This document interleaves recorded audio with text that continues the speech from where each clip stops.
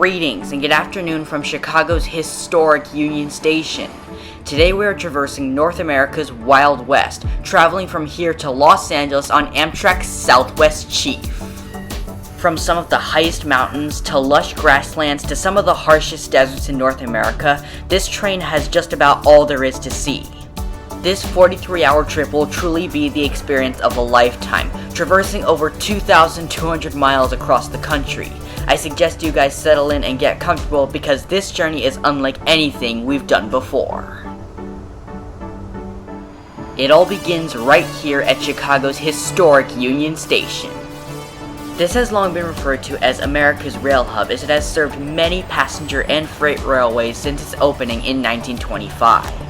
Today, as well as serving many freight railways, it serves as the terminus of almost all of Amtrak's long-distance trains, including the Capital Limited, Lakeshore Limited, Cardinal, Floridian, City of New Orleans, Midwest Service, California Zephyr, Empire Builder, Texas Eagle, and the one we're on, the Southwest Chief. Making our way inside, we entered the most stunning part of Union Station, the Great Hall. The hall spans almost 21,000 square feet wide and stands around 115 feet tall. The ceiling has a glass skylight allowing us to see to the clear sky and the sun above us. Just looking at the hall itself, it just shows how big Union Station really is.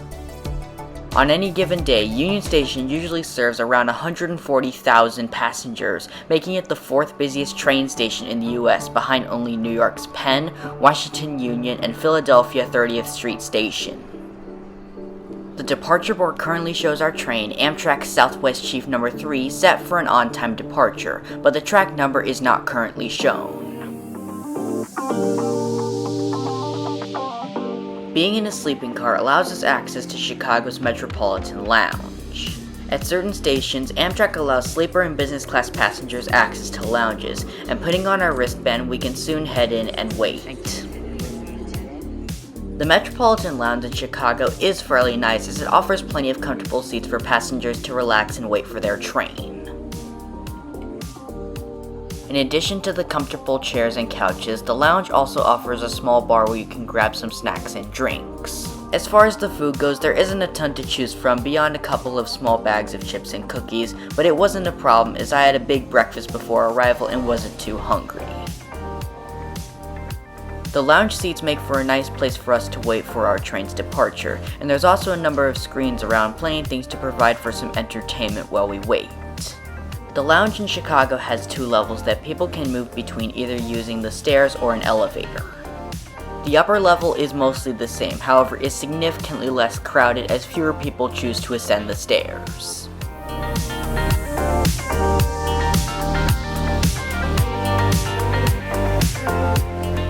With some time to kill, I chose to head out onto the platforms for a bit of underground rail fanning before departure.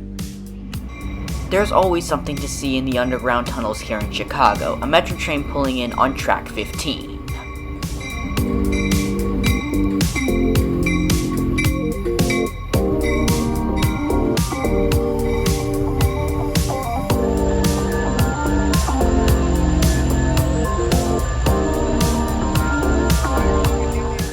Just a track over, Hiawatha Train 335 departs north for Milwaukee.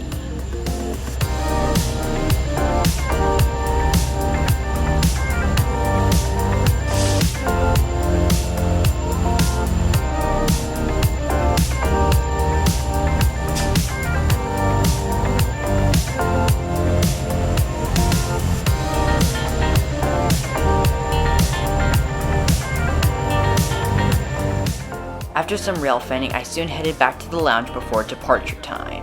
While we wait for boarding, let's take a look at our route out west.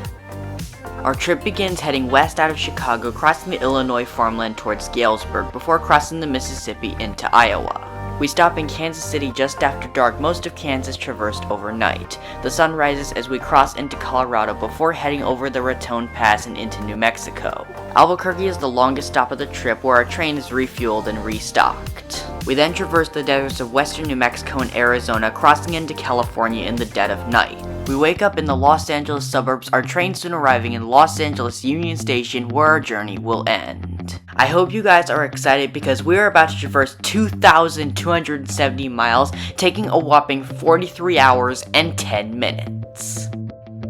About 40 minutes before departure, the first boarding call for Southwest Chief train number 3 is made, so it's soon time to grab our baggage and make our way towards the tracks.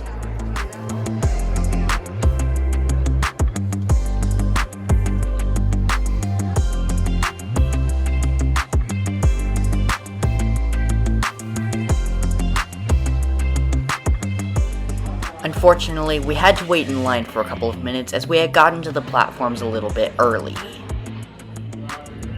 Our wait is short, however, and before long we can head out onto the platforms where our train is waiting. On track 28, Amtrak Southwest Chief number 3 awaits departure to begin its journey across the country. Being a sleeper passenger, we have to head all the way to the front of the train where the sleeping cars are. We'll be traveling in room 7 on our ride today, one of the roomettes in the second sleeping car. With the conductor now having scanned our tickets, we can soon step on board Amtrak Southwest Chief. Heading up the stairs, we can head down the corridor to room 7, where we'll be spending the next 43 hours.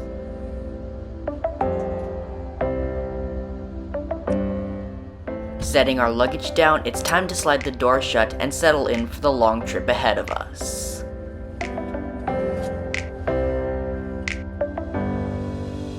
On the other side of the train, Amtrak number 5, the California Zephyr, departs on a neighboring track. Connecting Chicago with the San Francisco Bay Area, the California Zephyr traverses the mountains and deserts of Colorado, Utah, and Nevada, taking around 52 hours. This route is a high priority on my list of future journeys, so stay tuned for when I take it in the coming years. Right on time at 2:25 p.m., the Southwest Chief rolls out of the Windy City, beginning our 2,200-mile odyssey out west. Coming out of the underground tunnels, we head through Amtrak Chicago Yard, the Chicago skyline fading away behind us.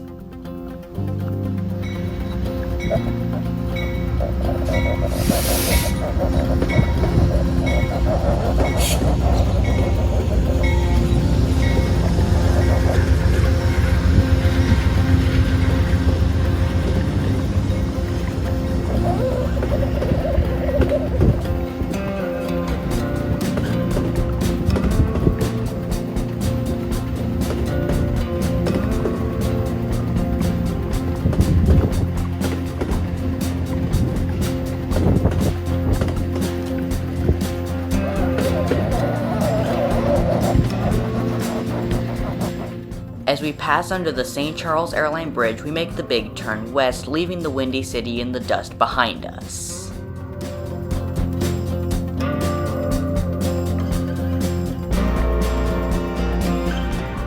We rip through metro stations as we exit the Chicago area, our train soon hitting the maximum allowed track speed of 70 miles per hour.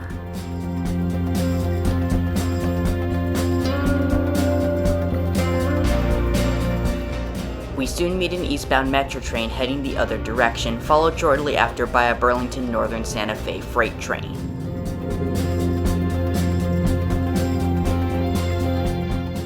About a half hour into the trip, our train soon pulls to its first stop in Naperville. Naperville is the Southwest Chief's final stop in the Chicago area, also serving the California Zephyr, Illinois Zephyr, and Carl Sandburg, plus Metro's BNSF commuter line.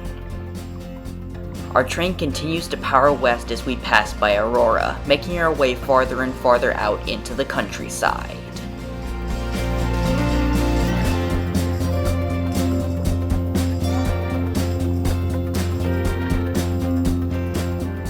Our dining car attendant soon stops by our room to take our dinner reservation. I chose to take the 5:30 p.m. reservation, however you can make later ones, as reservations usually last from 5 to 9 p.m. With some time to kill, it's time to take a tour of our Amtrak Superliner Roomette. The Roomette is the smallest sleeping accommodation offered on Amtrak, including 2 seats facing each other that fold down into a double bunk bed for 2 people. Measuring 6.5 feet long and 2.5 feet wide, the roomette is significantly less spacious than a bedroom. And while they say it's fit for 2 people, there's really only enough space for 1 passenger to comfortably sit here. With me being alone in the room, there's plenty of space between the 2 seats, allowing me to stretch out and sit comfortably. Pulling on this bar down here allows the seat to recline a little bit, but the limited space makes it rather hard for 2 passengers to sit comfortably when reclined. This foot lever on the side here allows the seat to fold completely flat, which will be necessary when converted to a bed later tonight. Unfortunately, I was unable to recline the seat myself. No matter how hard I tried, the seat never reclined much more than a couple inches, which was rather odd. Storage space in the roomette is rather limited, with the only place big enough for my backpack and tripod being the stairs up to the top bunk. There is a closet on the right here, but it is rather small. Looking inside, it seemed I'd only be able to fit a coat or 2, but for anything bigger than that, it would be too small. Luckily, there are a couple of coat hooks just above the closet, which really come in handy if a passenger has any extra clothes. In the middle of the room, just below the window, is the safety information card and tray table. Usually there's also a dining car menu in the middle as well, but the menu in my room was missing for reasons I was not sure about. The tray table lifts up and then folds out across the seats and is big enough to get some work done on. One glaring issue, however, is that if I bend my knees, the table sits right on my legs, which makes it a little harder to properly use. Leveling the table a little bit higher would make things a bit easier, but it is what it is.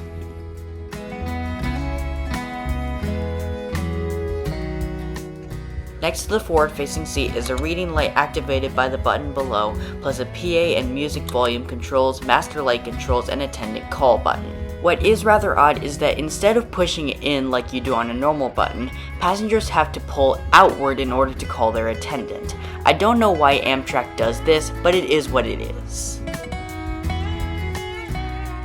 On the back-facing seat is another reading light, the controller for the room temperature, and the room's one and only power outlet. Yes, you heard me right, the one and only power outlet. Unlike bedrooms, which have multiple outlets, roomettes only have one, which is not nearly enough for 2 passengers likely traveling with multiple devices. One on the forward-facing seat would have worked quite well, but having only one outlet in the entire room made it rather inconvenient to charge my phone while filming. While I didn't bring one myself, I'd recommend bringing a power strip whenever you're riding on Amtrak so you can charge multiple devices, as this single outlet is true for both the roomette and the family bedroom. On the ceiling of the room is an air vent that keeps the room at a nice temperature. Unfortunately, the lever that usually controls the airflow wouldn't move much, so there wasn't really much I could do. When not in use, the upper bunk is stored diagonally in the ceiling and unlocked by the bar in the middle.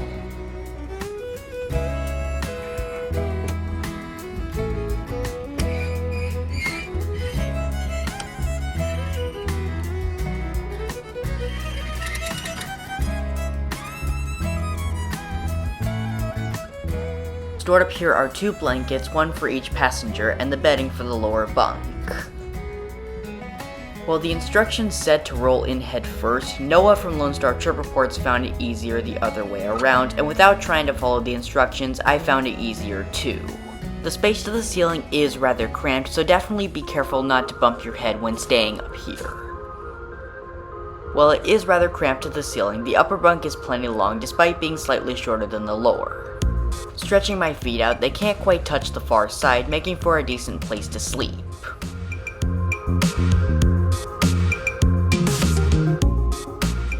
The upper bunk has a reading light of its own located on the ceiling here, controlled by the button right next to it.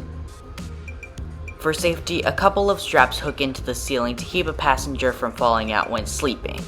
They are rather loose, however, so they really don't make the most ideal straps, but at least they get the job done.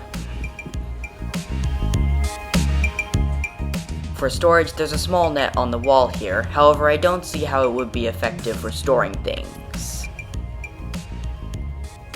If you like watching the views outside, then the top bunk is less than ideal. Only a small portion of the window can be seen through the crack here, so I definitely choose the lower bunk on scenic routes like this one. Overall, the Roomette is definitely ideal for a solo passenger trying to travel comfortably. They may not be as spacious, but they are considerably cheaper than a bedroom, as the Roomette I booked only cost about $880, which is quite good given the distance I was traveling, but if you want more space, then you can pay extra for a bedroom instead. If you want to see what traveling in a bedroom is like, then check out my ride on the Sunset Limited that went live last year. There's a link to that video in the description below. Heading west across Illinois, our train races across the Midwest farmland at the maximum allowed track speed of 70 miles per hour. This is definitely better than nothing, but not quite the maximum speed we'll be seeing on this ride today. On certain parts of the route, the Southwest Chief is allowed at a top speed limit of 90 miles per hour. This may not be a full high-speed train service, but it's certainly a step up from the usual 79 mile per hour speed limit. In recent times, Amtrak has been working with the state of Illinois to upgrade their aging railways, allowing for faster speeds. Certain corridors have managed to allow track speed limits of 90 miles per hour, and there are even plans to get up to 110 miles an hour in some places, which would save quite a bit of travel time, making for more reliable service in the Midwest. Unfortunately, most of these plans haven't been carried out yet, so who knows if they'll be a success or not. It's a little before 4 p.m. when we make our stop in Mendota, the front of our train just barely visible as we pull into the station. Mendota is a small railroading town in the middle of the Midwest. While I was on the wrong side of the train to see it, the station here displays some historic railway equipment, such as Burlington Steam Locomotive number 4978. I didn't have time to get footage here though, as we're on the move again after only about 3 minutes at the station.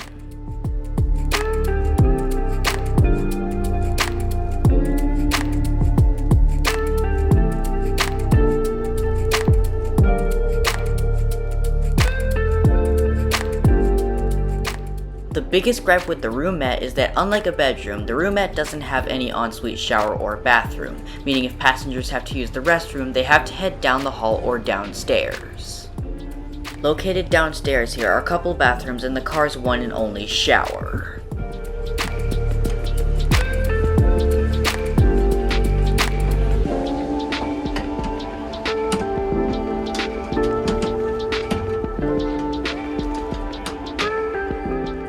The bathroom was fairly decent overall, as there was enough space to properly use it and it was relatively clean. The sink was working quite well, which was good, plus the soap and toilet paper were quite well stocked, which was quite good for a train at the start of its journey.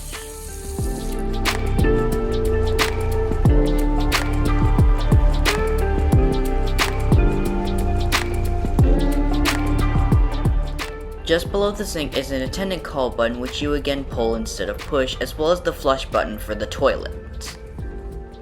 One thing to be aware of is that the toilets here can be quite loud when flushing, so be sure to cover your ears after using the restroom. While not perfect, it's certainly a bathroom that can suffice for our 3-day journey.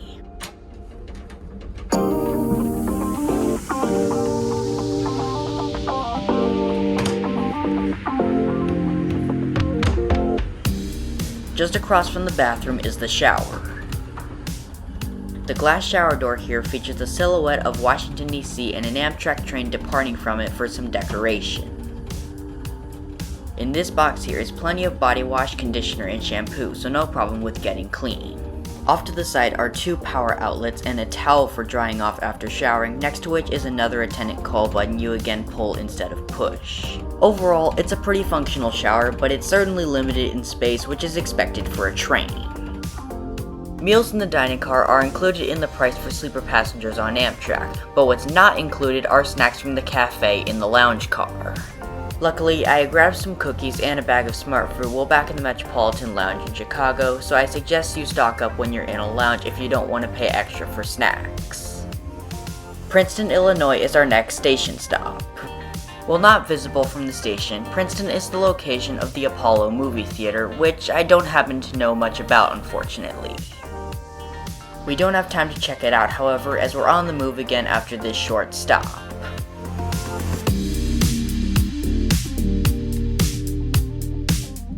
Departing Princeton, I noticed some huge clouds of smoke rising high in the distance. As we passed by, it seemed as if something was burning, but I wasn't totally sure what or why.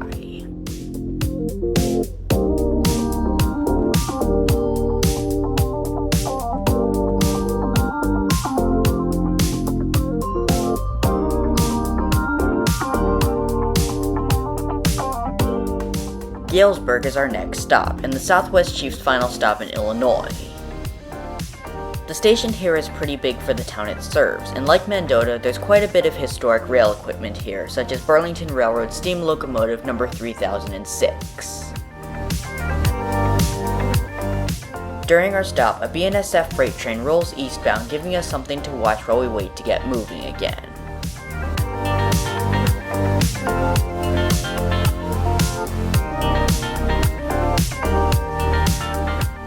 Just as the freight train leaves, we're soon back on the move, continuing our journey west.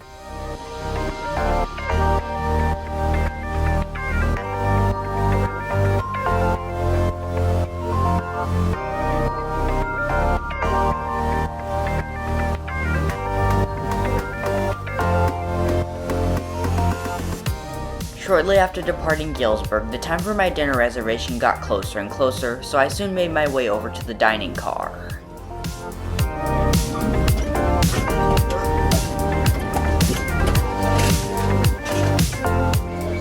Dinner on the Southwest Chief is a full 3-course meal with either a tempura shrimp or mixed green salad as an appetizer, flat iron steak, pan-roasted chicken breast, Atlantic salmon, and beef hot dog for an entree, and a dessert of either a chocolate spoon cake or a white chocolate blueberry cheesecake. For my dinner, I decided to start with the shrimp with the flat iron steak for a main, and being a chocolate lover, I chose to have the chocolate spoon cake for dessert. During dinner, I met Augie, Jim, and Dave, 3 amazing people I met on my journey from Chicago to LA, and Jim strongly requested that he be in the video, so enjoy this clip. And I had to, with the CFI, go Amtrak! Southwest Chief, let's do it! The chief of all Amtrak routes we're on right now! There you go. Yeah! Anyways, it was amazing meeting you guys, and I hope you're doing well wherever you are now. As we chat, our appetizer is soon served. The shrimp is quite crunchy and rather rich, and was overall a great way to start the meal. It's not long after that our main course is served. Usually the steak comes served with mashed potatoes, but seeing as they're not my thing, I chose to pass on them. Just as I had expected, the steak is amazing. The meat was well cooked and quite juicy, and the seasoning was just about pitch perfect. While they were on the side, I chose to pass on the carrots and beans as they're just not my thing, but the steak itself was amazing and made for a perfect entree. We're not crossing, we're like following it. As we dig in, the Mississippi River begins to appear through the trees, a sign of our train crossing into our next state, Iowa.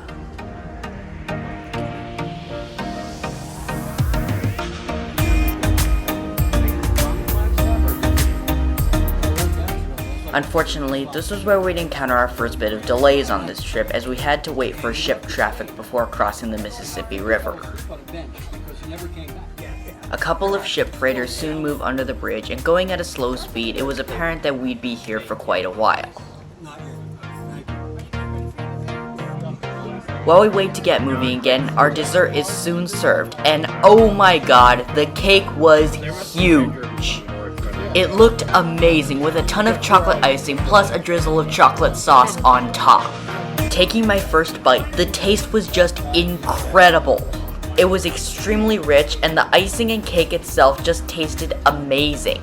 Apparently there was so much icing to the point that there was actually more icing than cake, and seeing as icing is my favorite part, it was an absolutely pitch perfect dessert.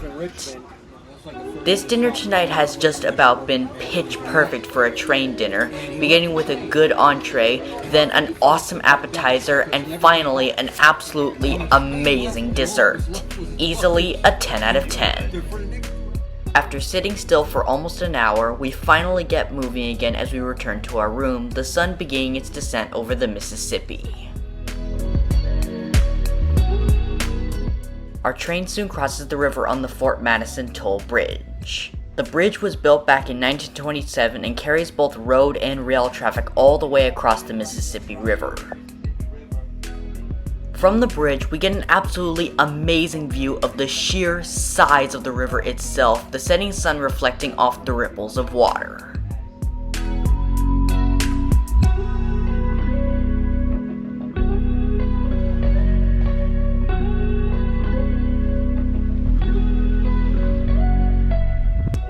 Crossing the Mississippi, we soon leave Illinois and enter Iowa, the second of 8 states on our trip.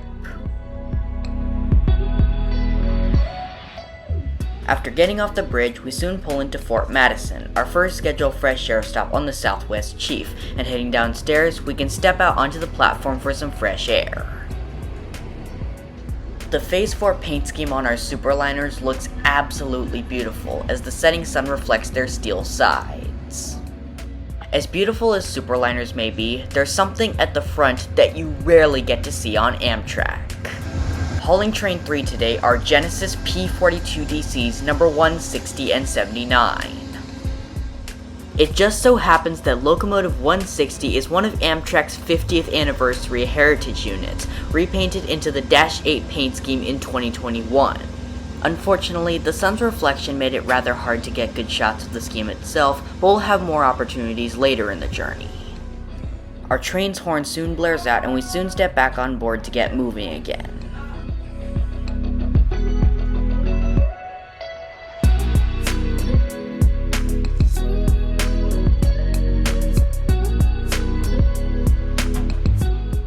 Shortly after our departure from Fort Madison, the Southwest Chief runs right along the Mississippi, with this gap in the trees providing for an incredibly picturesque view of the river.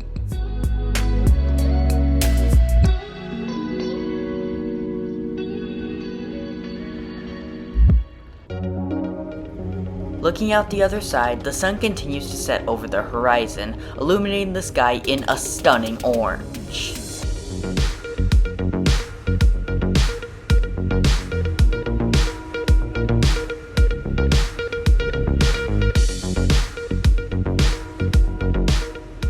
As the sun continued to set, I soon decided to go relax in the lounge car where I could get the best views. Placed in the middle of the train, the lounge car has plenty of tables and comfortable seats where passengers can relax and watch the views outside, as well as extra large windows, some of which wrap onto the ceiling for better viewing angles. The sun continues to set towards the horizon as our train races across Missouri at the maximum track speed of 90 miles per hour.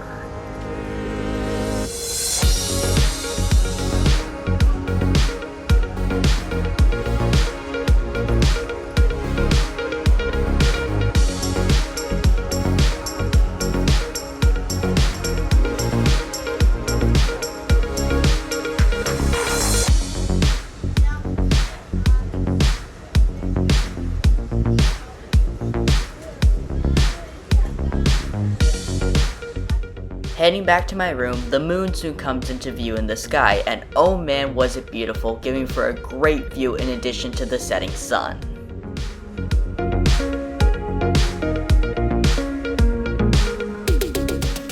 Plata is the next stop on our journey today.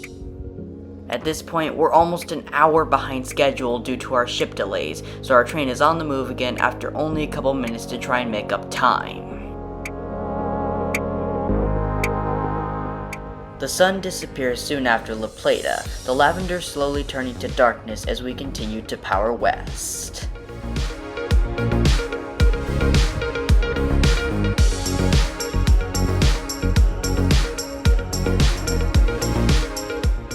As the daylight fades into the distance, our sleeping attendant Martha soon comes by to convert our seats into the bed for the night. The bed itself is 2.4 inches in width and 6.6 inches in length. The bed is quite comfortable and plenty spacious, with my feet not quite able to touch the wall on the far side. This will certainly work well for sleeping tonight, and I'm definitely satisfied with the comfort of this bed. We won't be going to bed for a little bit, however, as the Southwest Chief has to make its next fresh air stop in Kansas City, Missouri. Stepping outside, the lights of Union Station reflect right off the steel sides of the train in the night. Kansas City Union Station opened in 1914 and has served many railroads over the years, including Kansas City Southern, Burlington, Missouri Pacific, Union Pacific, and Rock Island. Today, it serves as a stop on Amtrak Southwest Chief, as well as the western terminus for Amtrak's Missouri River Runner. On the other track, the Missouri River Runner sits idle, having arrived from St. Louis just before us. Leading is a Siemens SC-44 Charger locomotive with a Viewliner baggage, amp fleet, and some new venture cars trailing behind. Unfortunately, our stop here is cut a little bit short by our delays in Fort Madison, so after some last bits of fresh air, it's soon time to climb back aboard the Southwest Chief.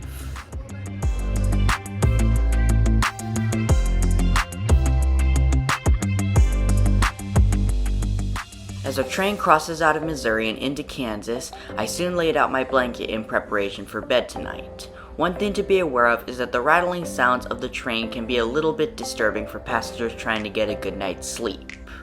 Fortunately, I had brought some earplugs to make the sound quieter, so I was all good, but be sure to keep that in mind whenever you're traveling overnight on Amtrak. As our train continues to race its way through the night, it's soon time to climb into bed for a good night's sleep.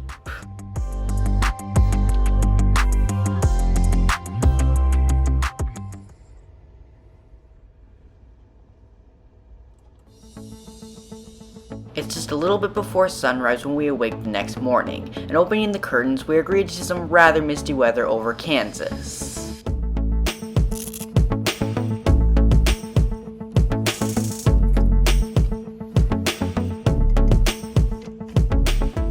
The views outside have changed drastically from our previous day. It's nothing but continuous prairies and farmlands as far as the eye can see, though there are still a few houses here and there. To wake myself up, I figured I'd grab myself a cup of coffee. At this drink station just down the hall, passengers are offered water, juice, and of course, coffee.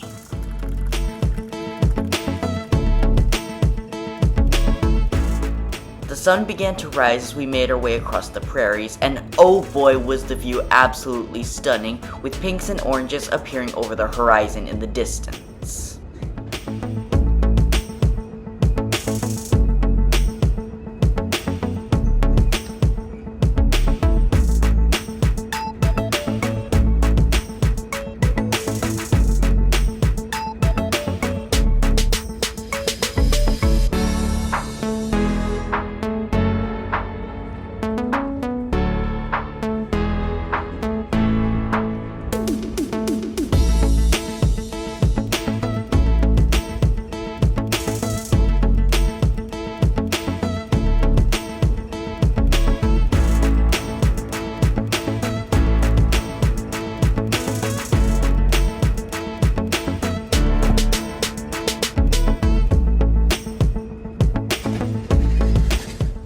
As the sun continued to rise, I started to get pretty hungry, so I soon decided to head over to the dining car and grab myself some breakfast.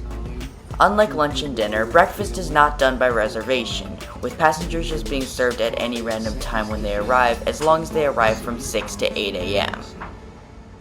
For breakfast, passengers can either have a continental breakfast, roll French toast, a 3-egg omelet, scrambled eggs, or a breakfast quesadilla.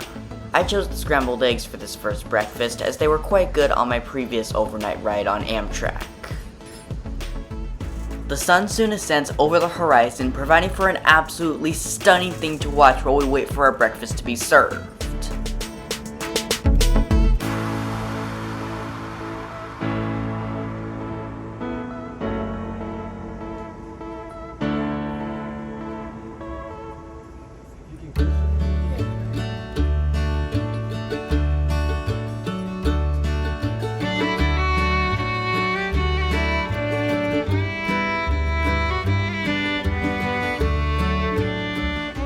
As the sun continues to rise, we soon make our next stop in Garden City, Kansas.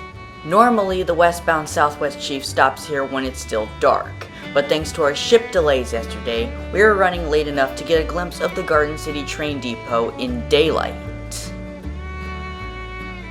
Our stop in Garden City is rather quick, our train continuing onward as the sun continues to rise over the plains.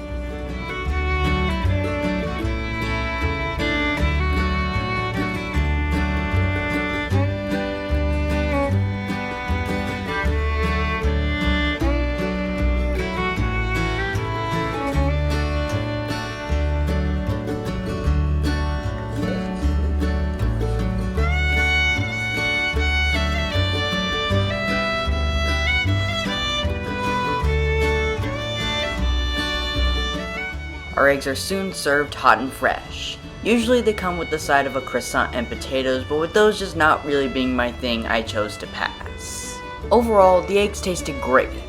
They were hot and plenty savory, and overall made for a good way to start the day. My only complaint was that I would have liked a little bit more food, but the portions I did get at least worked to fuel me until lunch. This breakfast easily ranks as a 7 out of 10.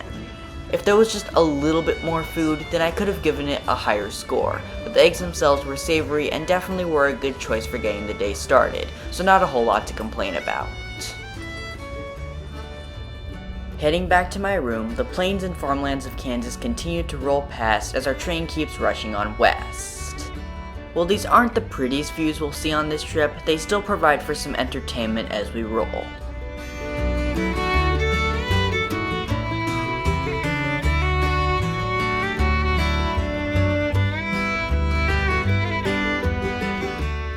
I was soon asked to temporarily leave the room so our sleeping attendant could convert my bed back into seats for the day ahead. While she was working on my room, I decided to go relax in the lounge car and watch the Kansas farmland roll by.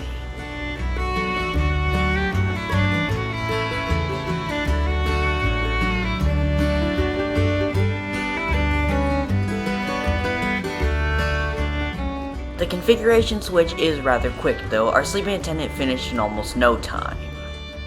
Now that it's back in its daytime configuration, it's now time to relax in our room and watch the scenery outside roll by.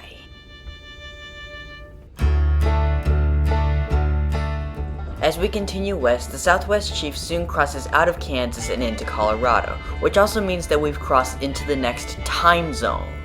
When we cross out of Central Time and into Mountain Time, our clocks shift back an hour, so be sure to check your watch and make sure that it's in the right time zone.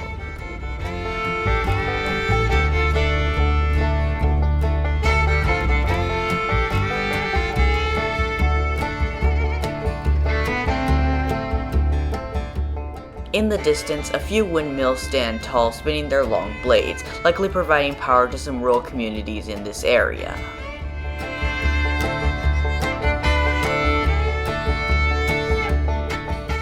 Lamar is the Southwest Chief's first stop in Colorado, a windmill blade displayed right here next to the depot.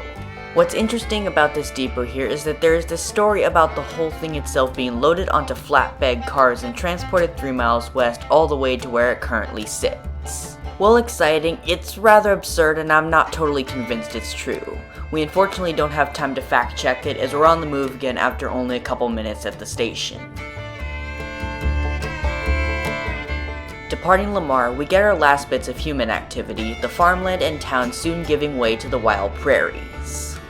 We've now officially entered North America's Wild West, and there's not a house to be seen as far as the eye can see.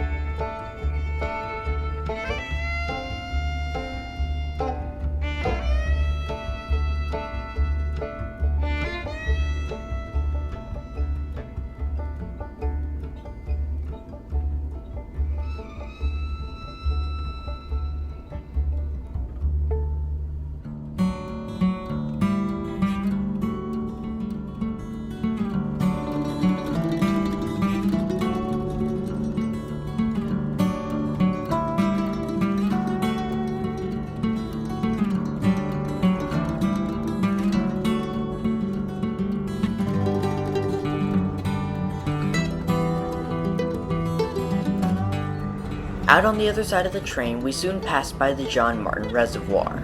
This lake here is held back by a large dam which was completed in 1948 to control flooding. Unfortunately, I didn't manage to get any footage of the dam itself, but enjoy these views of the lake as we roll past.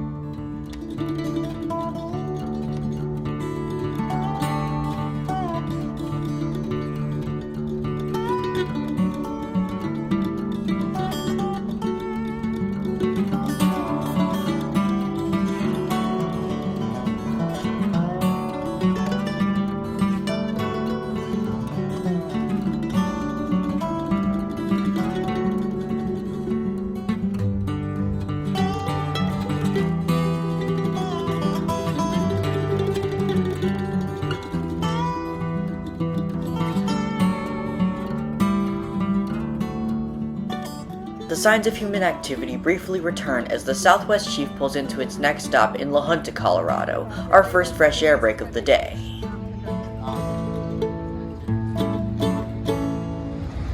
During the stop, we can soon head to the front of the train to get a better look at the Dash 8 Pepsi can livery.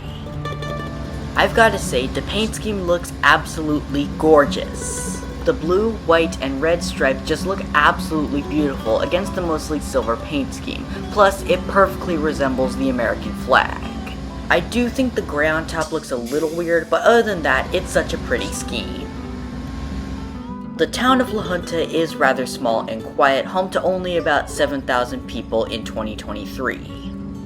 The name La Junta means junction in Spanish, and the town got its name seeing as it's a junction of two different rail lines, with one going south to Trinidad and the other going north to Denver. While passenger trains no longer use the Denver line, a number of freight trains still use that route on a regular basis. Our break here soon comes to an end, and it's soon time to get back on board to continue west. Departing La Junta, it's soon back out into the middle of nowhere, the open prairie stretching right out to the horizon.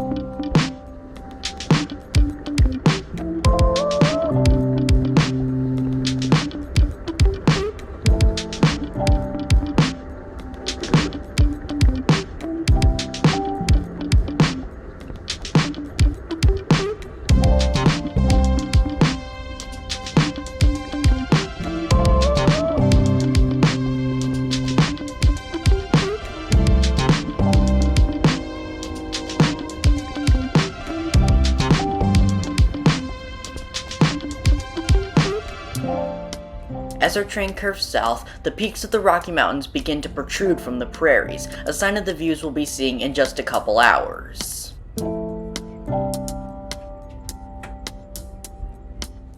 The views get ever more impressive as we power southwest, and what better place to enjoy them than in the lounge car? From the lounge, we get some amazing views out of both sides of the train. Already did that. I'm gonna fly back.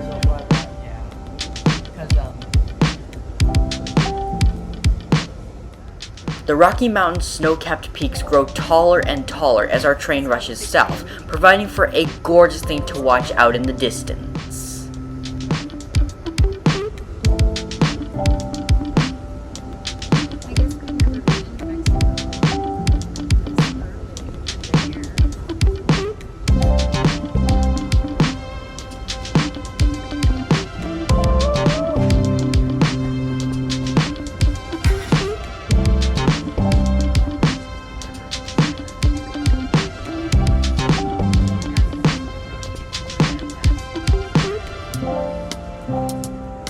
even managed to spot some wildlife out here, a few pronghorn antelope rushing around the plains here and there.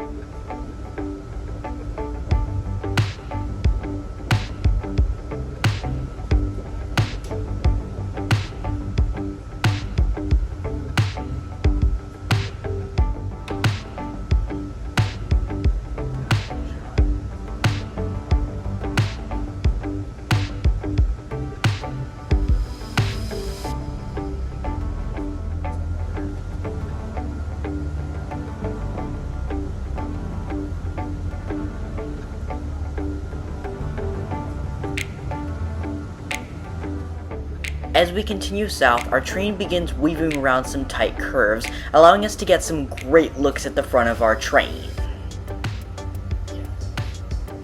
The mountains and prairies provide for an absolutely stunning backdrop as our train races its way around the curves.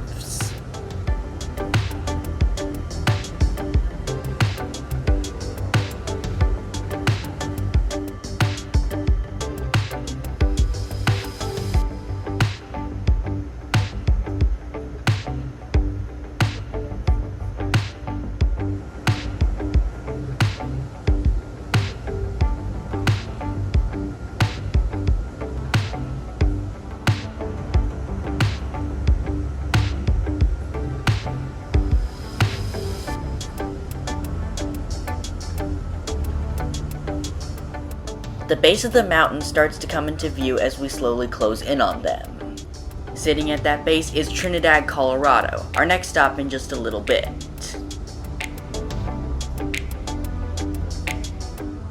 If you're having fun on Amtrak Southwest Chief so far, I suggest tapping that subscribe button as it's a great way to help support the channel and the content I produce.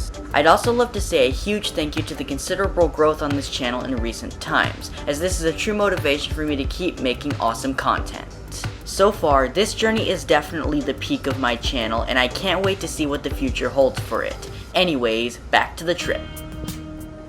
Approaching the base of the Rockies, we make a brief stop in Trinidad, a couple of passengers getting on board here.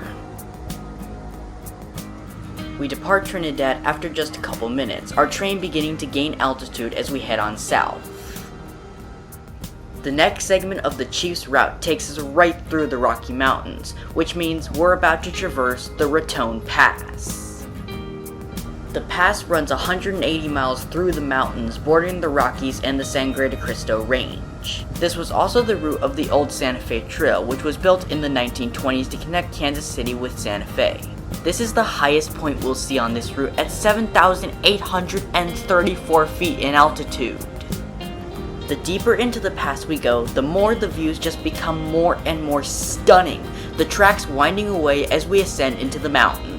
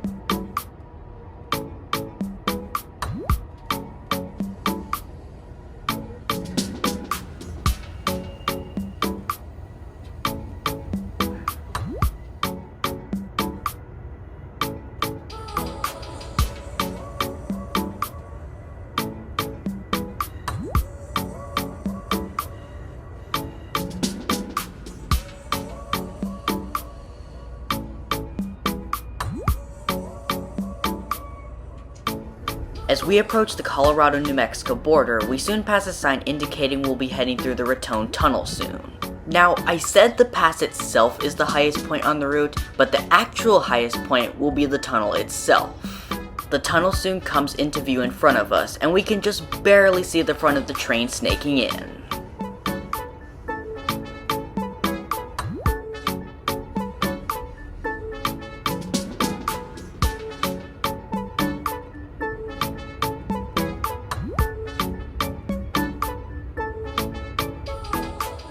Well, inside, we reach the 7,834 foot high mark, but there's really nothing to see being inside here.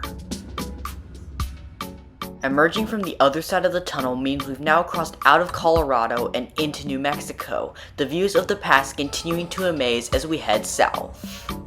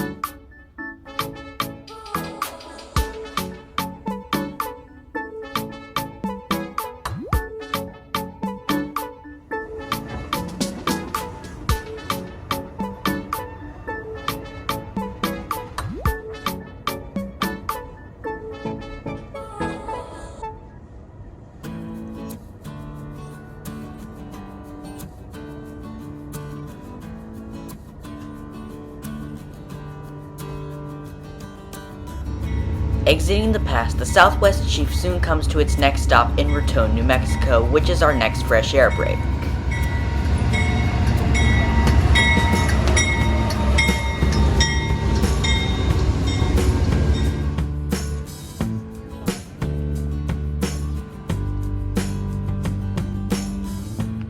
Raton is a small town set at the edge of the pass itself, and has a nice old Santa Fe depot here at the station. Our stop here in Raton is unfortunately cut short to make up time, our train still running about an hour behind schedule.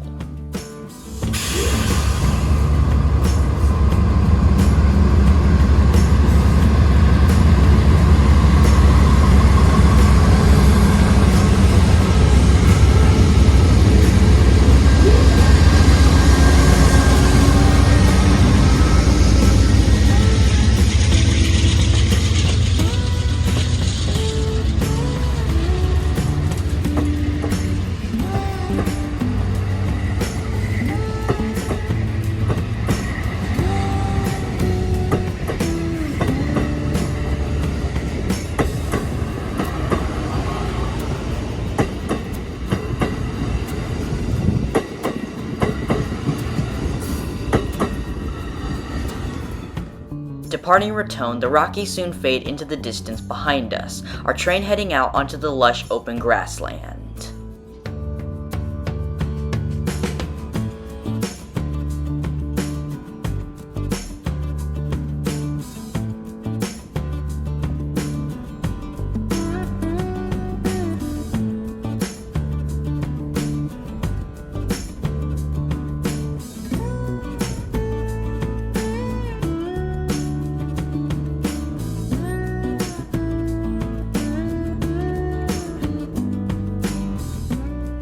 On the other side of the train, rock formations protrude high across the plains, making for some amazing sights.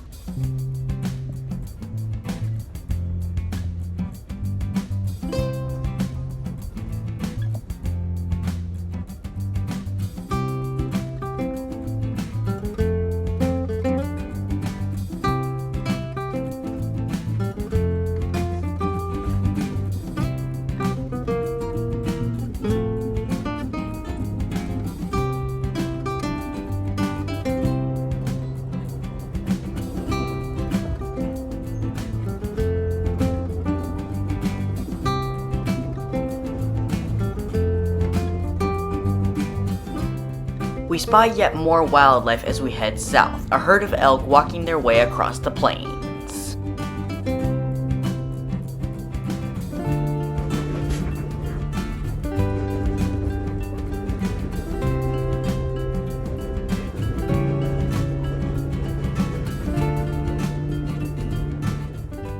As we rush across the plains, Interstate 25 runs along beside us. Connecting Buffalo, Wyoming with Las Cruces, New Mexico, 25 runs along the Southwest Chief's route between the Raton Pass and its southern terminus. Watching cars from a train always makes me wonder what it's like to those drivers watching our train running alongside them.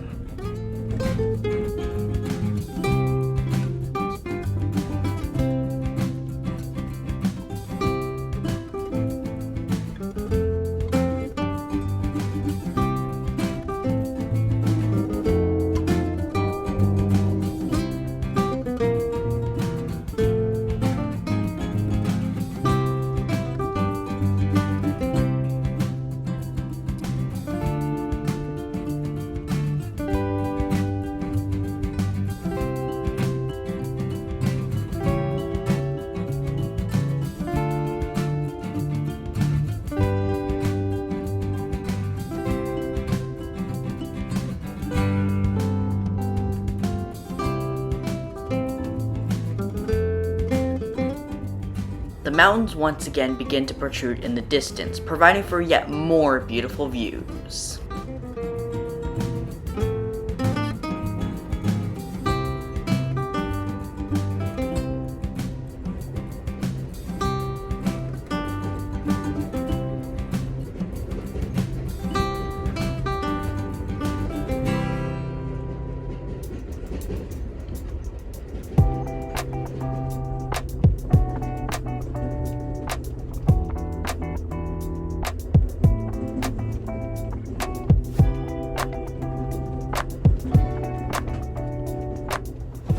As we continue across the prairies, my 12 p.m. lunch reservation soon approached, so it's soon off to the dining car. When I arrived, it just so happened that I was the first one to be seated in the dining car, but more and more people showed up later, and it filled up pretty fast. The lunch menu offers either a grilled chicken salad, a grilled cheese sandwich, an Angus burger, a plant-based burger, or a savory chili bowl. Of those options, I opted for the Angus burger, an option I'd highly recommend on Amtrak. As we wait, our train begins to slow down, apparently preparing to stop for reasons I wasn't sure about.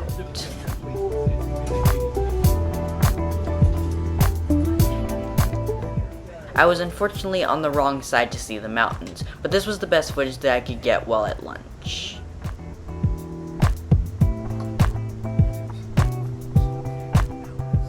Surprisingly, our train soon gets back up to speed without stopping at all.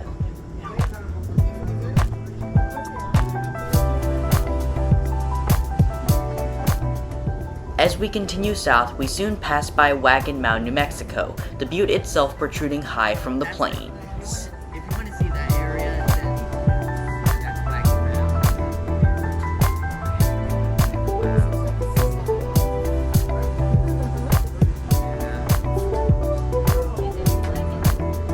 Yeah, but they don't really offer like the best experience on Our burger is soon served hot and fresh with a side of kettle chips. Just as I expected, the burger is awesome. The beef is well seasoned, the bread nice and fresh, and the cheese savory, and is definitely a great option when traveling on Amtrak. While not exactly French fries, the kettle chips made for a good side dish and were satisfyingly salty and crunchy. As we dine, the rocks and hills begin to return as our train passes by Valmora and Waltris.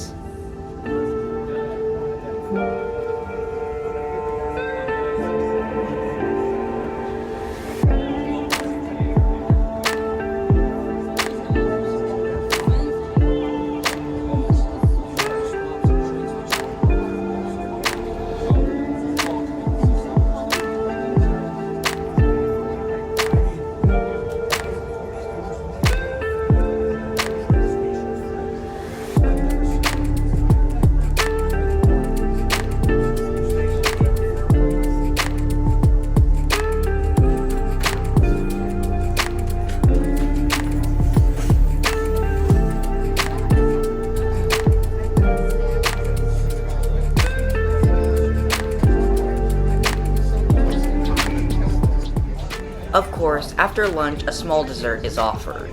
Either a brownie or a butter cake is on offer, and being a chocolate lover, I chose the brownie, but if you're a vanilla lover, then the butter cake is the one for you to choose. Heading back to my sleeping car, the peaks of the Sangre de Cristo Mountains start to grow taller and taller, meaning we're now approaching one of the prettiest parts of the whole Southwest Chief route. Before that, however, there's one highlight we're about to experience first, and this may be pretty exciting. Our next stop, which we're coming into right now, is none other than the great Sin City, Las Vegas. Wait a second. Where are the brighter than stars shining neon lights? Where are the replicas of the Statue of Liberty or the pyramids? Where's everything that Sin City is known for? Oh, dang it. This is Las Vegas, New Mexico, not the Sin City people usually think of when they hear the name. What's unfortunate to note is that there is actually no Amtrak service to the actual Sin City, Las Vegas, Nevada, and this has been the case since Amtrak discontinued the Desert Wind service in the 90s. While this may not be Sin City, it is the location of an old Harvey house. Harvey houses were built along railroads where passengers could eat and sleep before dining and sleeping cars became the norm.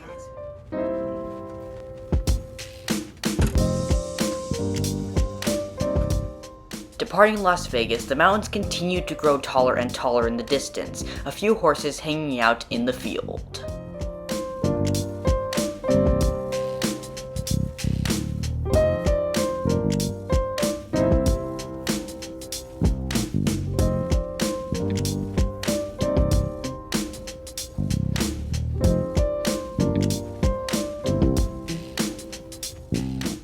The views grow ever more gorgeous the further west we get, and so I soon headed back to the lounge car to see them the best.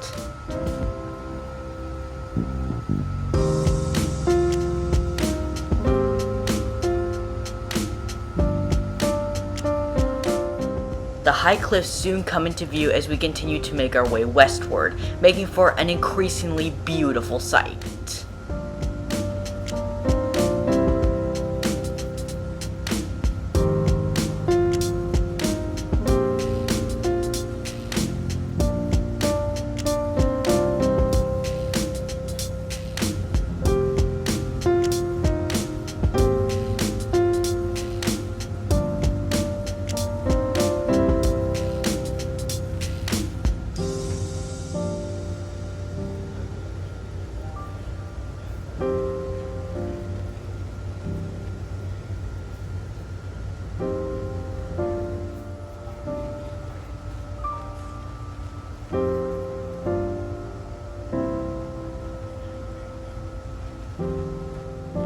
In the distance, Starvation Peak stands tall. The landmark gets its name from the fact that many Spaniards traveling from Las Vegas to Santa Fe ended up starving here, hence the name Starvation Peak.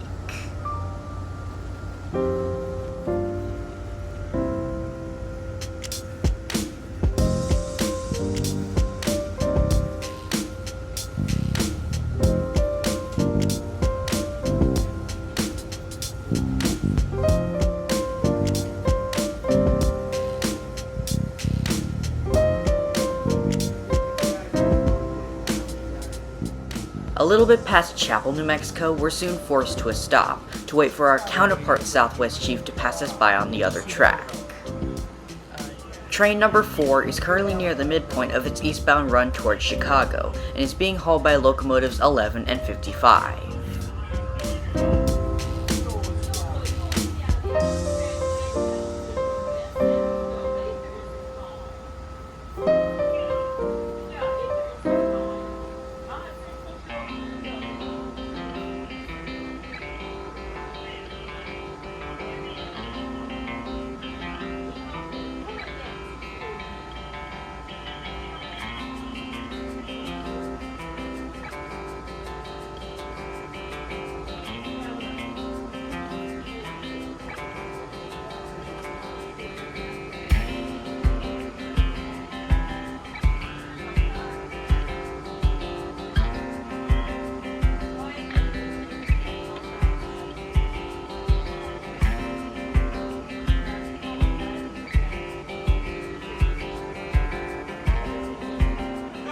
Train 4 now gone, it's back on the move for us and Train 3. The high rocks and cliffs grow taller and taller in the distance. This indicates that we're approaching the peak in scenery on the Southwest Chief.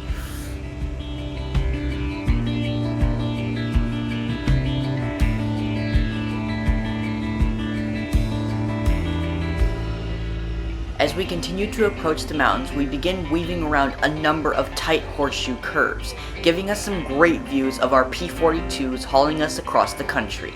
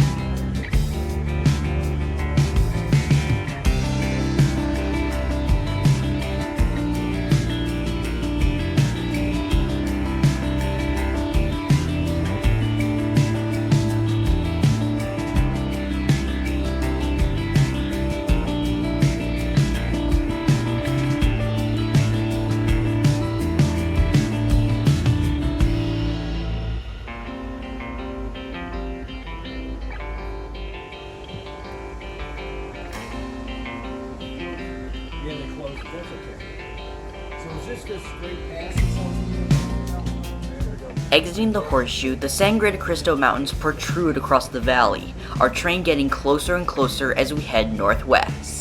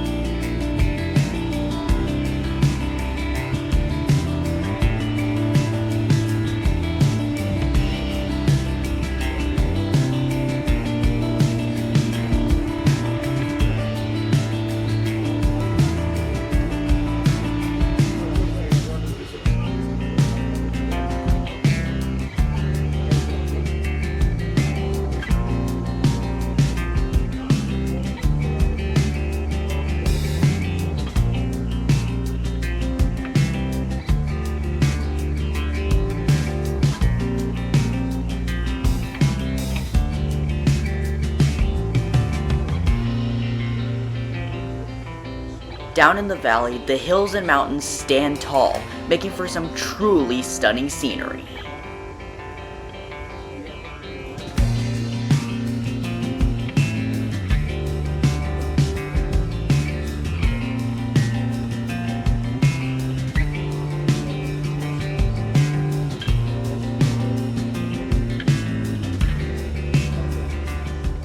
The snow-capped peaks of the Sangre de Cristo Mountains begin to take the front row, indicating that we are approaching Glorieta.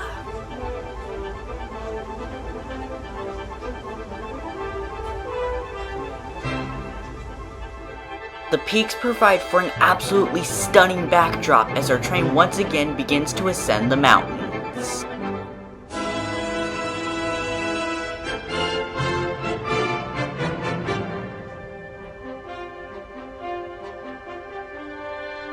Glorieta is where a major battle took place during the New Mexico campaign of the Civil War.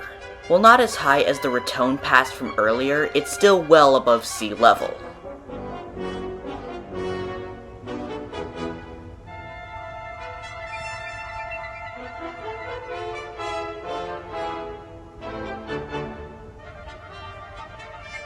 The mountains and cliffs protrude all around us as our train continues to get higher and higher in altitude.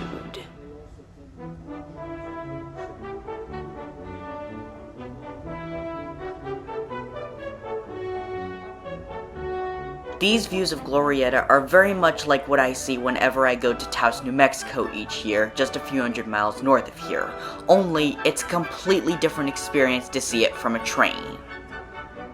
Our passing of the Glorieta post office means we've now officially entered the Glorieta Pass, which is by far the most scenic part on the Southwest Chief's route. At this point, I think it's best I let the views speak for themselves.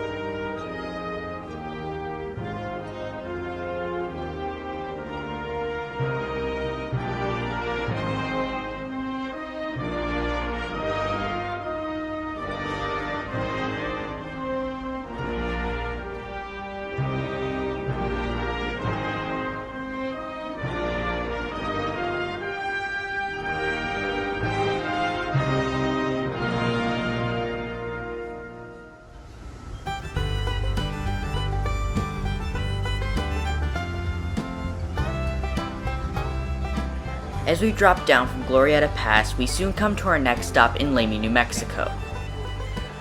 Lamy is the Southwest Chief's closest stop to New Mexico's capital city, Santa Fe. Back in the years of the Santa Fe Railroad, they had intended to build tracks to Santa Fe proper, but due to tough terrain, they had to reroute the tracks south to Lamy, where the station sits today.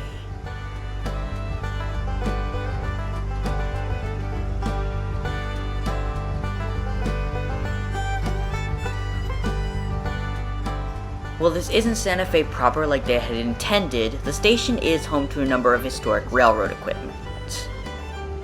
Most of this equipment was used for an old Santa Fe branch line, which ran until its closure in 2014. Since then, buses have been the only way to get to Santa Fe from here. Returning to our room, the land soon begins to flatten out, the mountains soon giving way to the dry open desert.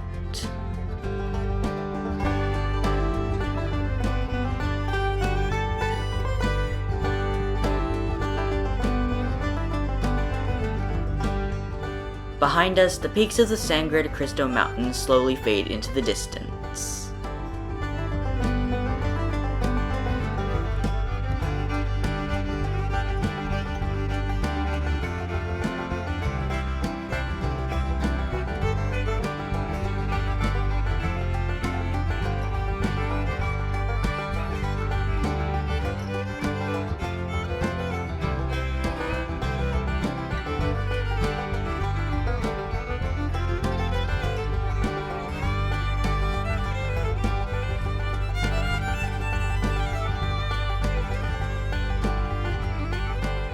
As we head across the desert, some mounds and rock formations protrude high.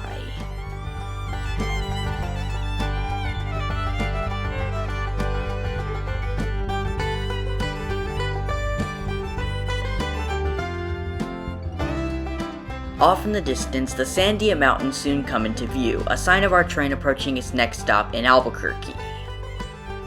While I was on the wrong side of the train to see it, we soon joined up with the track of the New Mexico Railrunner commuter service. We'll be sharing the tracks until the station. Before arriving, however, we've still got some desert views to enjoy.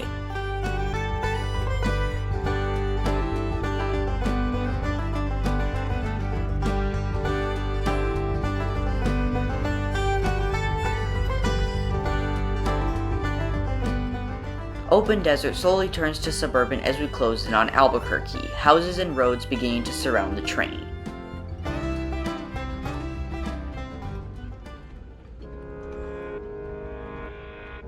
We race through Railrunner commuter stations at high speed, passing through Bernalillo and the Sandia Pueblo as we make our way into Albuquerque.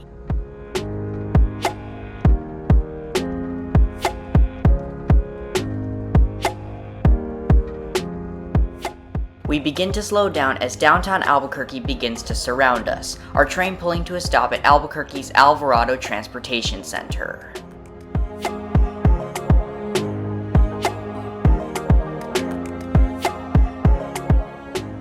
Albuquerque is the longest fresh air stop on the Southwest Chief.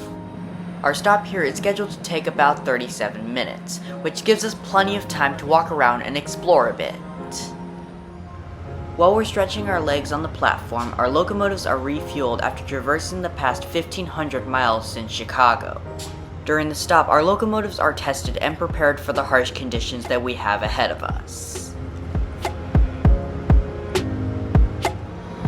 At the far end of the station are the platforms used by the New Mexico Railrunner Express commuter service.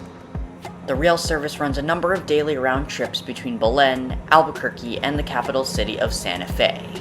If you're curious about this train, then check out our ride between Bernalillo and Albuquerque from last year. There's a link to that video in the description below.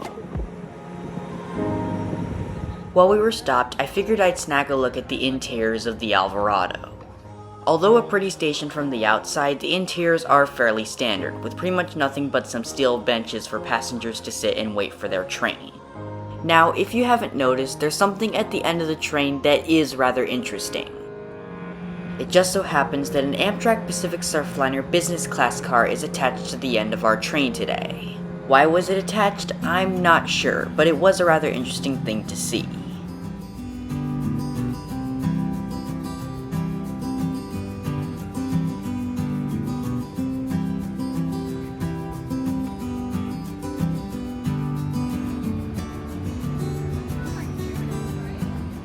As well as Amtrak and the New Mexico Rail Runner, the Alvarado also serves both Greyhound and the Rio Metro local bus services. From here, Greyhound operates rides to places such as Denver, Phoenix, Los Angeles, Las Vegas, and Amarillo.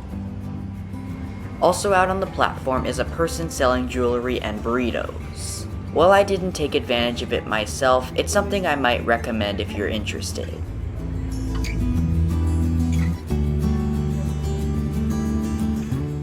It is also in Albuquerque where our train goes under a small inspection. A couple of men inspecting our Superliner coaches to make sure they're still in good shape to continue on to Los Angeles.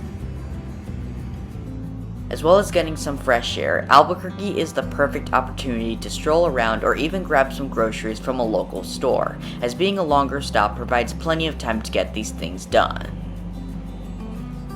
Our stop here soon wraps up, and it's back on the Southwest Chief to continue our trip westward.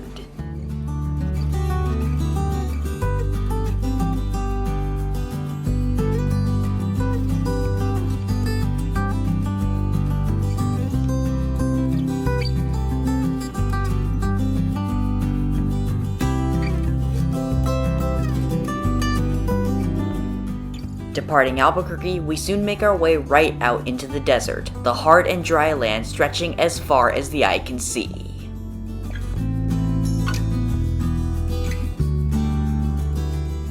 The Sandia Mountains soon say their final goodbye as we exit Bernalillo County, the Southwest Chief heading out into the middle of dead nowhere.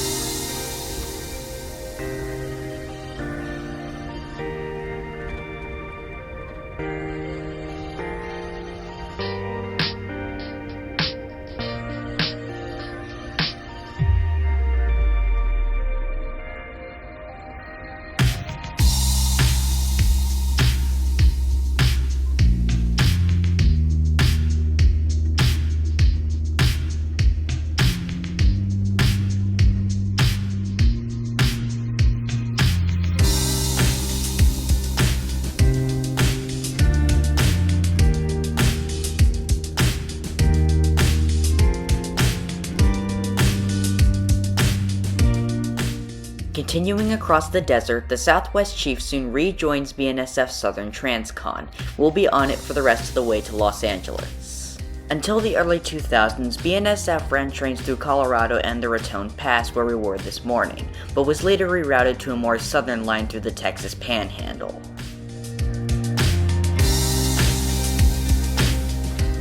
On the other side of the train, we run parallel to one of America's most famous highways, Route 66.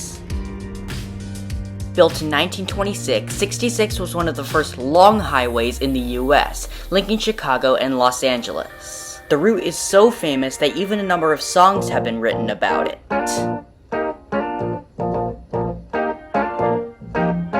Well, if you ever plan to motor west, Jack, take my way, it's the highway, that's the best. Get your kicks on Route 66. Well, it winds from Chicago to LA, more than 2,000 miles all the way. Get your kicks on Route 66.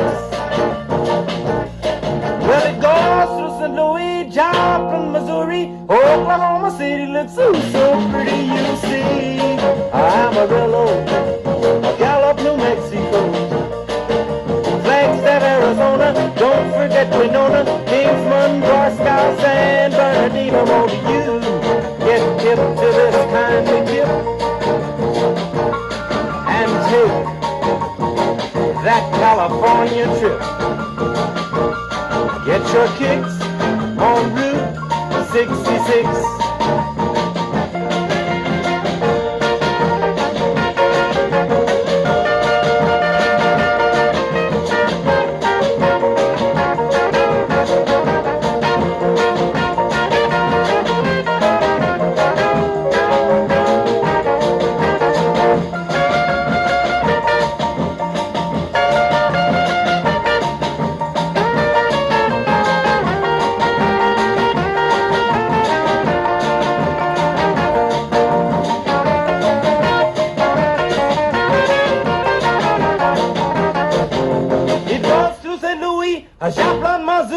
Oklahoma City looks so pretty, you see. Amarillo, Gallup, New Mexico. Flagstaff, Arizona, don't forget Winona, Kingsman, Barstow, San Bernardino, won't you get hip to this kind of tip? Take that California trip. Get your kicks on Route 66. Get your kicks on Route 66. And I'll meet you on Route 62. Get your kicks on Route 66. As the sun set, my 7 p.m. dinner reservation grew close, and so I headed over to the dining car. Upon arrival, the dining attendant lays out our tablecloth and we can take a seat. While going back to the shrimp as an appetizer, I decided to go with the pan-roasted chicken breast as a main in the name of trying something new. I was looking forward to having another taste of that chocolate spoon cake, but upon ordering I was informed that they were out, so as an alternative I decided to order a chocolate brownie instead. As we wait for dinner, the views of the tall desert rock formations continue to roll past, providing for some truly amazing views.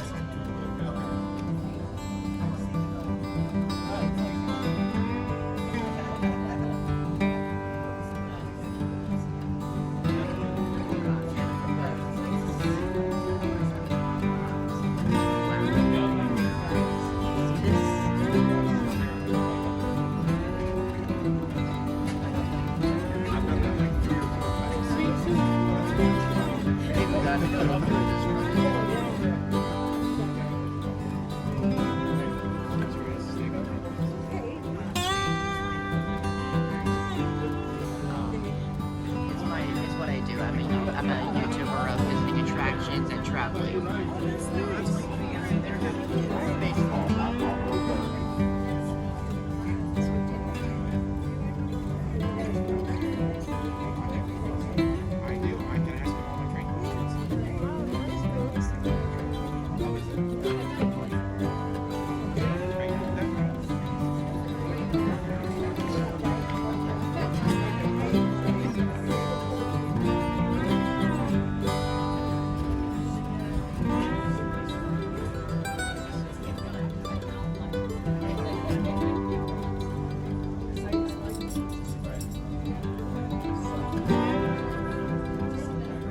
After some waiting, our shrimp is soon served, and as expected, it's delicious.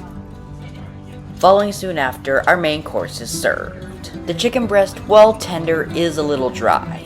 The flavor certainly tastes great, and the pepper on top isn't too spicy for my liking. Because they're not my thing, I tried to eat around the mashed potatoes and chose to pass on the waxed carrots and beans on the side.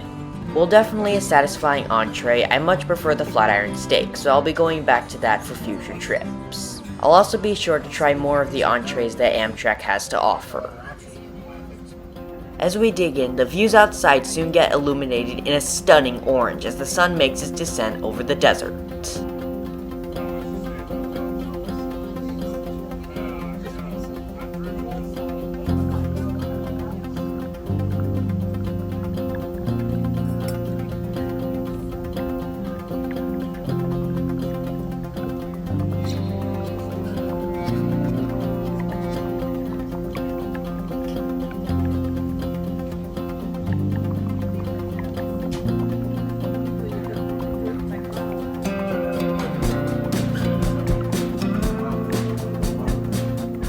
Our brownie is soon served with a small drizzle of chocolate sauce on top. While definitely not the dessert I was looking forward to, the brownie was still a rich and satisfying way to wrap up the meal. Overall, dinner is easily an 8 out of 10. The shrimp always starts the meal quite well.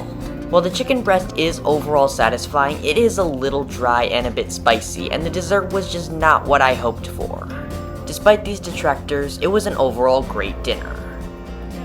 The sun continues to make its descent, illuminating the horizon in a stunning orange, our train continuing across the desert as we head west.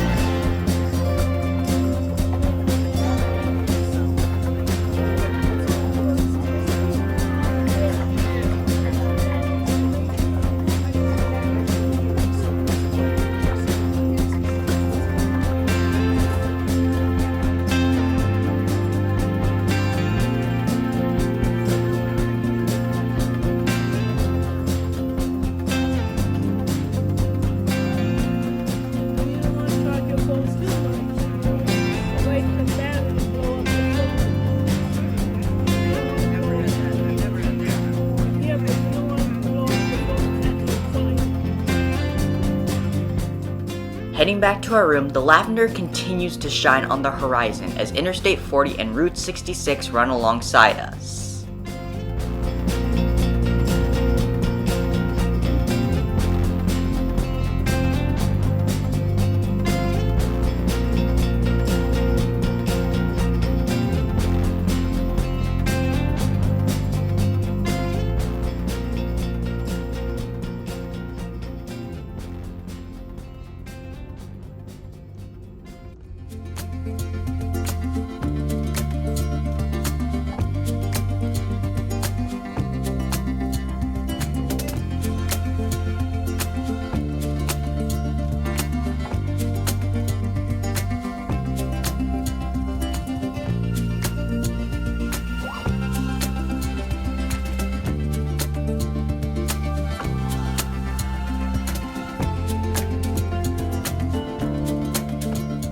Looking out the other side, the stunning ridgeline east stands tall, the lavender of the setting sun reflecting off of it gorgeously.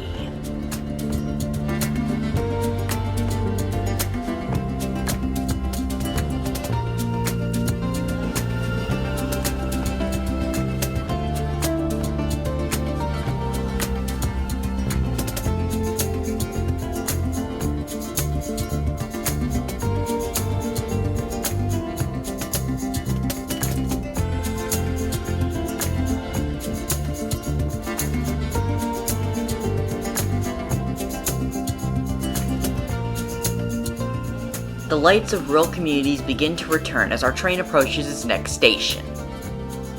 Gallup is our next stop and our final fresh air break on day 2. Founded in 1881, the town was named after Atlantic and Pacific Paymaster David Gallup, who had his headquarters set here during the construction of the BNSF Southern Transcon.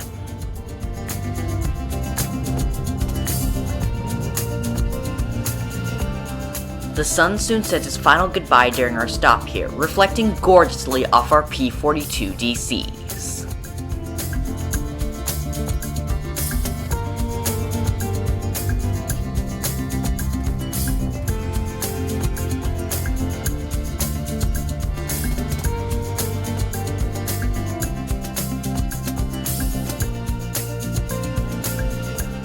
Lavender soon turns to darkness as we depart Gallup, the Southwest Chief soon crossing out of New Mexico and into Arizona.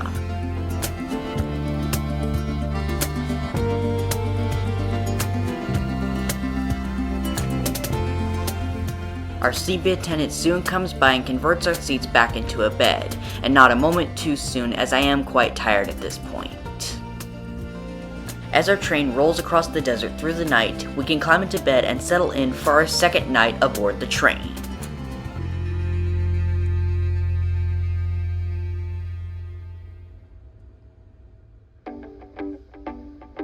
We wake up on day 3 right as we're departing Barstow, California, and opening the curtains greets us with the harsh Mojave Desert.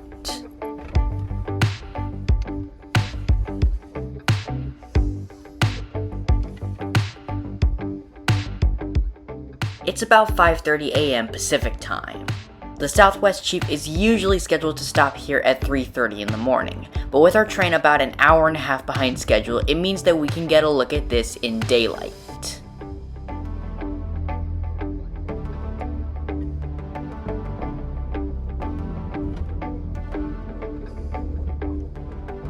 The Mojave is one of the driest places in all of North America, usually only getting about 2 to 6 inches of rainfall a year. It's a good thing we're looking at it from a train rather than on foot. The sun soon begins to rise as we race across the desert, and it was absolutely stunning.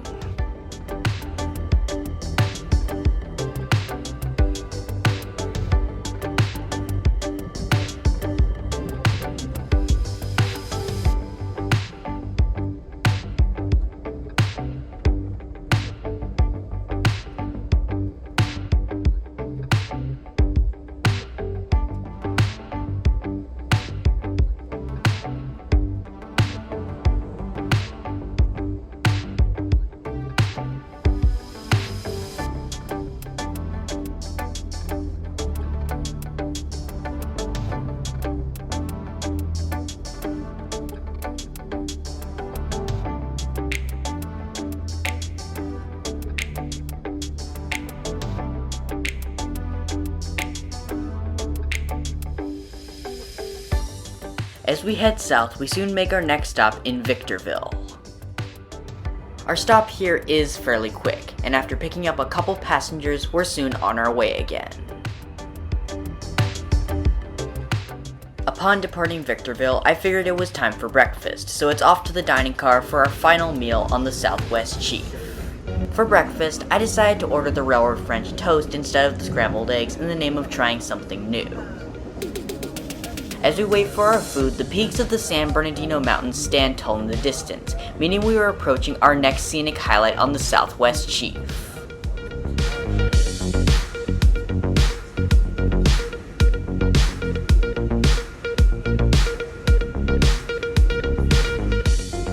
We soon begin to ascend the mountains, bringing us to our final scenic highlight of our journey, the stunning Cajon Pass. Built in 1885 by the Santa Fe Railroad, the pass runs right through the San Bernardino and San Gabriel mountain ranges. Because the train is scheduled to traverse the pass in the wee hours of the morning, we would have missed this beautiful highlight had it not been for the delay. These views make it easy to pass the time while we're waiting for our breakfast.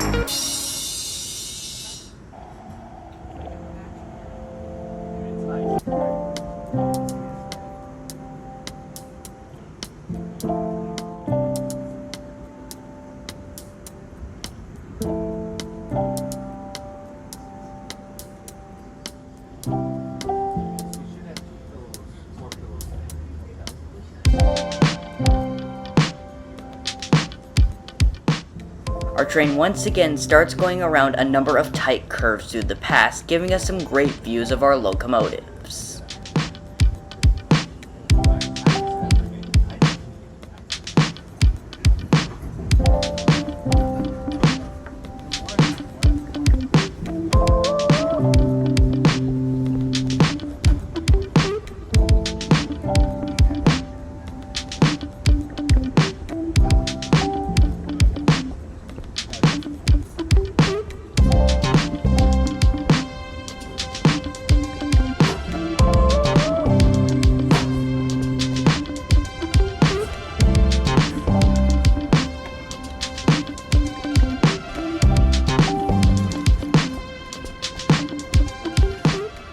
After some waiting, our French toast is finally served. The flavor was okay at best and was a little bit too rich for my liking. After eating my first piece, I wasn't really interested in having any more of it. Fortunately, the bacon on the side was fairly decent as it was quite juicy and tasted quite good. Overall, this breakfast would be a 5 out of 10. The French toast itself wasn't great, but wasn't terrible, and the bacon was fairly decent overall. While the breakfast itself wasn't the best, the views outside more than made up for it.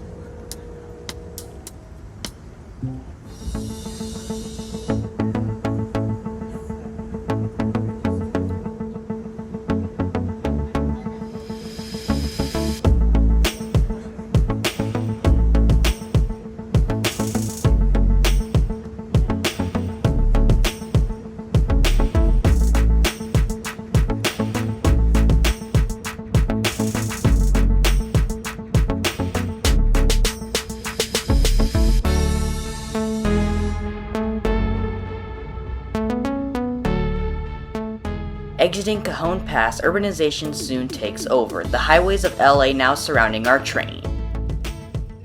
We soon come into San Bernardino, our next stop, and the Southwest Chief's first stop in the LA area. It's here where we join up with Metrolink's San Bernardino line, which also runs to LA's Union Station, but on a more direct and northerly route than the Chief.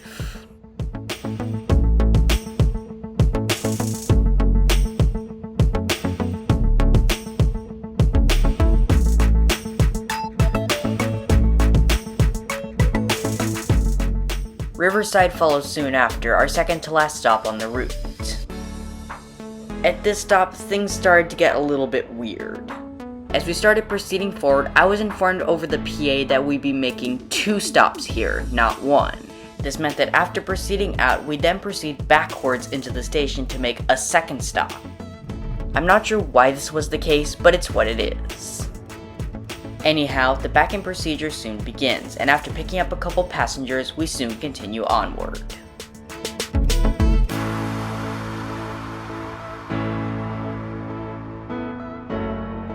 We rush through Metrolink stations at high speed, making our way further and further into the LA area.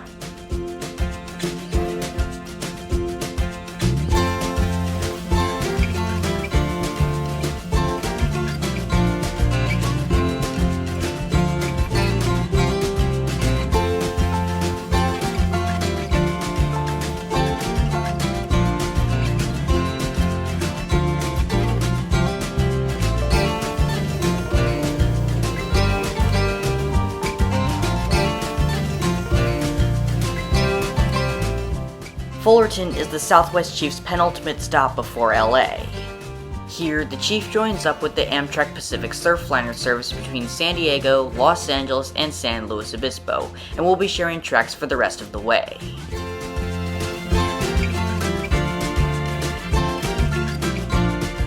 Departing Fullerton, it's full speed ahead towards our destination.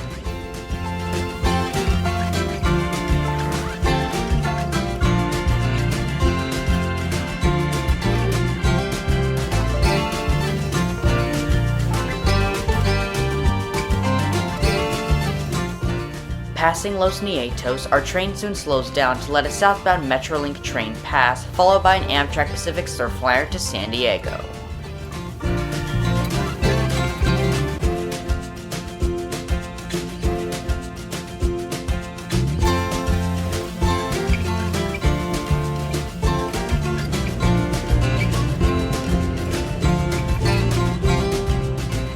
The skyline of LA comes into view on the horizon, marking the beginning of the end of this truly amazing trip. When I say a truly amazing trip, I really mean it, as this has been the absolute experience of a lifetime. Crossing the Redondo flyover and the LA River, we pass Amtrak's maintenance yard, where a number of Amtrak's new ALC 42s are stored.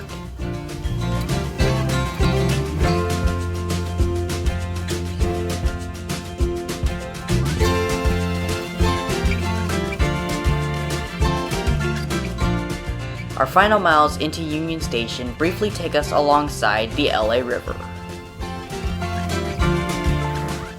We make one final turn away from the river, the Southwest Chief soon arriving into Los Angeles Union Station at its terminus.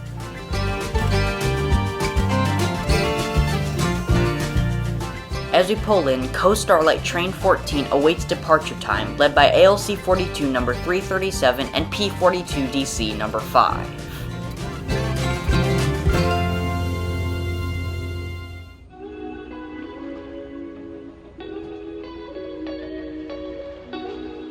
Train now stopped, it's time to grab our baggage and disembark into Union Station.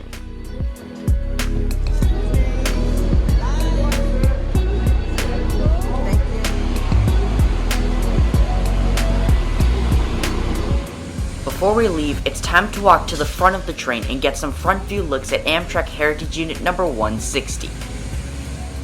Looking from the front, the Pepsi can livery looks absolutely gorgeous. The red, white, and blue stripes shining beautifully in the morning sun. Unfortunately, the shininess on the nose is hindered a little bit by bug splatters, but that still doesn't detract from the paint scheme looking beautiful.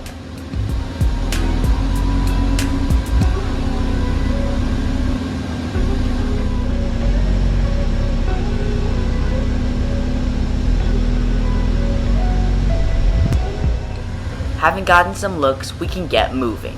The Southwest Chief has yet again completed another 2,270-mile journey across America's Wild West. At 5:30 p.m. this evening, it will turn around and head back east towards Chicago. We unfortunately won't be around to witness that departure, as it's now time to say farewell to the Southwest Chief. Heading down into Union Station, we can make our way through the tunnels to the main station hall, a perfect place to conclude this amazing trip.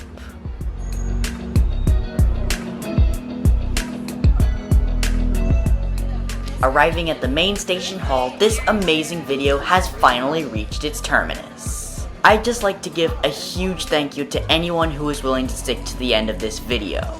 I understand it was notoriously long, but cutting things short really doesn't make sense on a train ride like this. Anyways, in the next video, I'll be back in Austin, Texas to take a 2-segment flight with British Airways out to Amsterdam through London Heathrow. Anyways, if you haven't, I suggest clicking a like and subscribing to the channel, as it's a great way to support the content I produce. I'd also love to say a huge thank you to all the support and growth on this channel lately, as it's a true motivation for me to continue to make awesome content like this.